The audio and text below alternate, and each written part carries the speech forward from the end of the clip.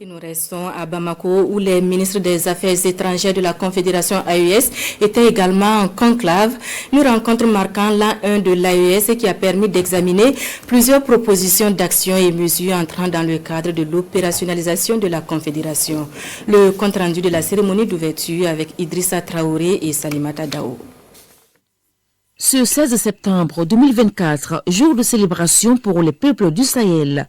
Ce premier anniversaire de la création de l'Alliance des États du Sahel, AES, coïncide avec la première réunion des ministres des Affaires étrangères de la Confédération des États du Sahel. Le Mali, le Burkina Faso et le Niger se retrouvent à Bamako pour définir le cadre de la mise en œuvre de la vision des trois chefs d'État, celle d'un Sahel souverain, paisible et développé. Grâce aux rencontres successives tenues dans nos différentes capitales, nous avons pu relever le défi d'adapter notre alliance aux attentes fortes, mais également aux exigences légitimes des Burkinabés, des Maliens et des Nigériens. La Confédération des États du Sahel voit le jour le 6 juillet dernier et les activités s'enchaînent au niveau de chaque pays pour son opérationnalisation.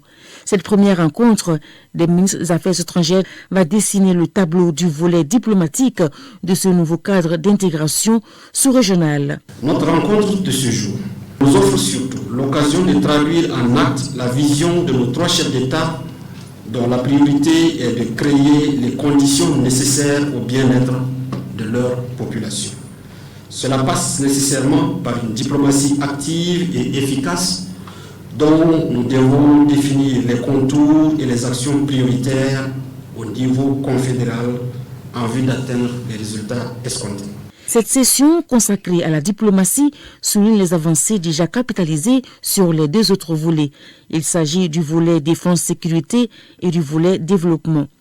Il y a lieu de rappeler que le volet défense-sécurité connaît déjà des avancées significatives avec la mise en place de la force unifiée et son corollaire de succès militaire engagé par nos vaillantes forces armées sur le théâtre des opérations.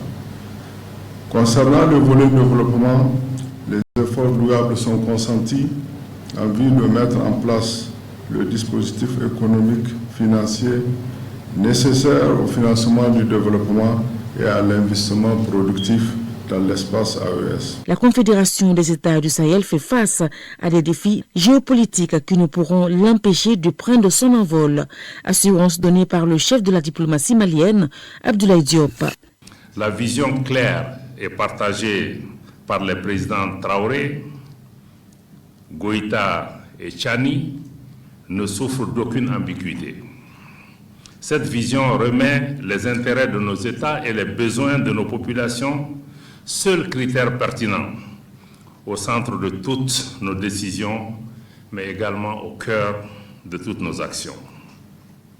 L'autre manifestation du bouleversement géopolitique en cours est, hélas, l'intrusion désormais ouvertement assumée d'acteurs qui ne cachent plus leurs intentions hostiles, acteurs venant à la fois de la région, mais acteurs venant d'ailleurs.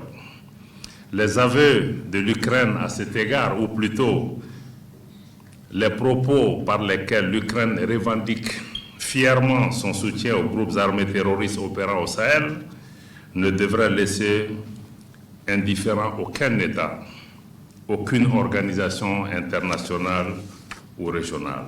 La première rencontre des diplomates de l'AES a eu une pensée pour les populations sahéliennes touchées par l'insécurité et les catastrophes naturelles.